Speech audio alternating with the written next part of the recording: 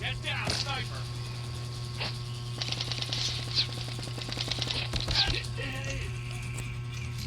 Come on, that round. It's not over yet. Ready up.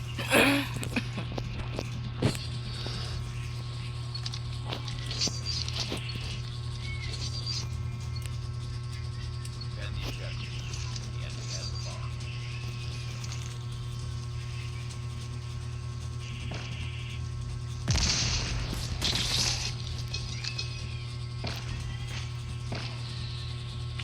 We have the bomb.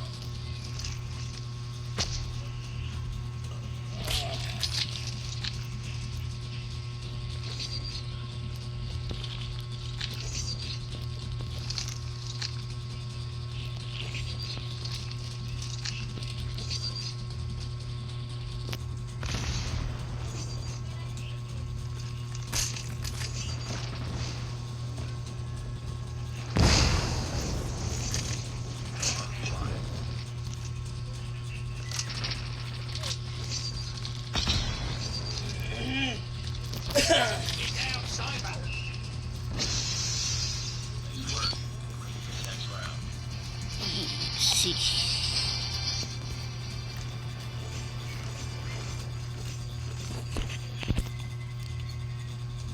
Defend the objective. The enemy has the bomb.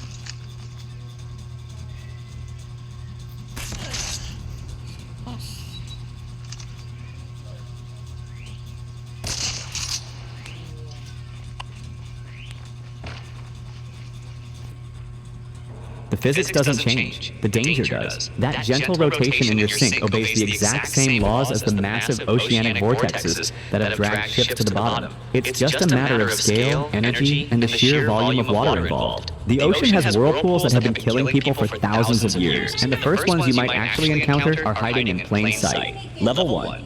They call them drowning machines, and that nickname isn't dramatic. It's actually, a dam looks harmless from above. Just a small drop in the river, maybe 3 to 6 feet tall, water cascading over concrete in a smooth sheet. People see it and think, fun place to cool off, maybe wade in the shallow rapids below.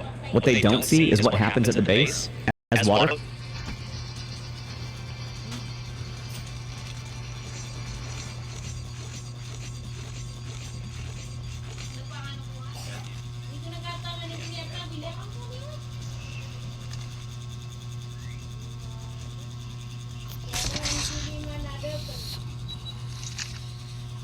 Bilis.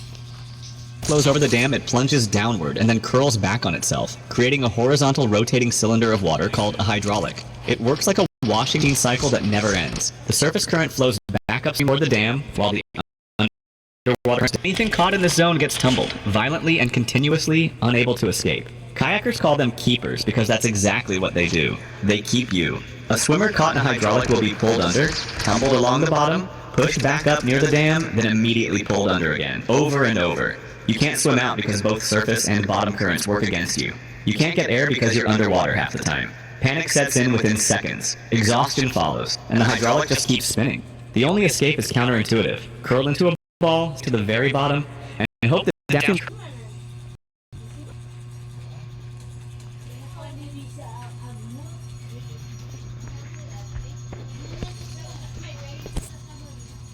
Twice a day, the ocean breathes. Tides rise and fall, driven by the gravitational pull of the moon and sun, moving trillions of gallons of water across the planet.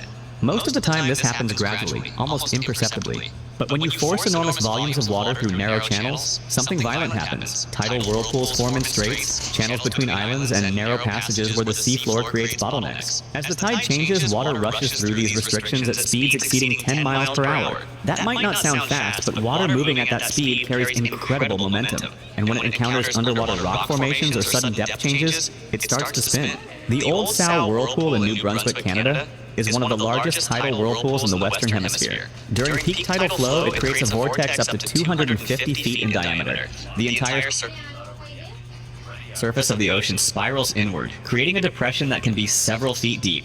Small boats have been caught in its grip, spun in circles, unable to motor out against the current. In Japan's Naruto Strait, tidal whirlpools reach speeds of 15 miles per hour, creating vortexes that appear and disappear every 6 hours as the tide changes. The sound is loud enough to hear from shore, a roaring, churning maelstrom that's mesmerized observers for centuries. Tour boats take visitors to witness these whirlpools from a safe distance, but local fishermen know to respect the timing.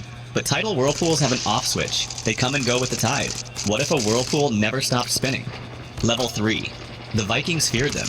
Medieval sailors told stories about ships swallowing vortexes that appeared without warning and dragged entire vessels to the bottom of the sea. For centuries, they were considered myths, exaggerations by superstitious sailors. They were real. We call them maelstroms. The original maelstrom, the one that gave all others its name, is the Moskstraumen off the coast of Norway.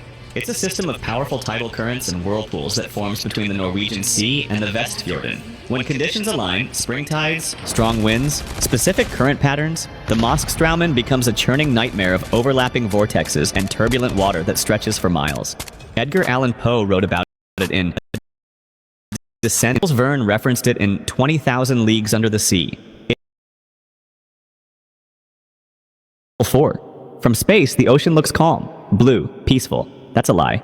The ocean is full of massive rotating currents called eddies, some of them hundreds of miles across, spinning slowly but with incomprehensible power. These aren't whirlpools in the traditional sense, no visible vortex, no dramatic spiral you can point to. But they're the same phenomenon scaled up to planetary proportions. Ocean eddies form when major currents like the Gulf Stream become unstable and pinch off, creating rotating masses of water that drift across ocean basins for months or even years. They're typically between 30 and 300 miles in diameter, spinning at speeds of just a few miles per hour at the surface. That doesn't sound dangerous, and if you're on a boat passing through one, you might not even notice. But the energy contained in these structures is staggering. But here's the disturbing part. These eddies can intensify storms. Hurricanes passing over warm core eddies can rapidly strengthen, drawing energy from the trapped warm water spinning beneath them. Hurricane Katrina intensified partly because it passed over a loop current eddy in the Gulf of Mexico, transforming from a manageable Category 3 into a devastating Category 5 in less than 24 hours. But eddies are slow, predictable, natural formations that take weeks to develop. What about whirlpools that appear in seconds created by human machinery? Level 5. Your ship is sinking, not from a hole in the hull, not from a storm, from its own propeller. Large ships generate their own whirlpools, and in rare circumstances, these become deadly. When a ship's propeller spins, it creates a rotating column of turbulent water behind it. Normally, this disperses quickly into the surrounding ocean. But in confined spaces, harbors, narrow channels, or when a ship performs certain maneuvers, these propeller-generated vortexes can become surprisingly powerful and persistent. A ship turning hard in shallow water can create a strong enough vortex to pull swimmers underwater. There are documented cases of people swimming near a turning vessel and being caught in the propeller wash, dragged down by the rotating water, held under long enough to drown. The victim doesn't even need to be close to the propeller itself, just within the zone of disturbed water the ship creates. But the most dangerous ship-generated vortex is what happens when a large vessel sinks rapidly. When a ship goes down, especially a large one, it displaces millions of gallons of water. As the hull descends, it pulls surrounding water down with it, creating a powerful downward current and a surface vortex that spirals inward toward where the ship disappeared. This suction effect can pull debris, lifeboats, and swimmers toward the sinking site. The myth that a sinking ship creates a massive vortex that will suck down anyone nearby is exaggerated, but not entirely false. The actual danger zone is usually within 1 to 2 ship lengths of the sinking vessel. Beyond that, the effect weakens rapidly. But within that zone, the downward pull can be strong enough to drag a swimmer under, especially if they're already struggling with debris or exhaustion. But these whirlpools still require something physical to create them: water or ships or machinery. What about when the air itself starts spinning into a tower of destruction? Level 6.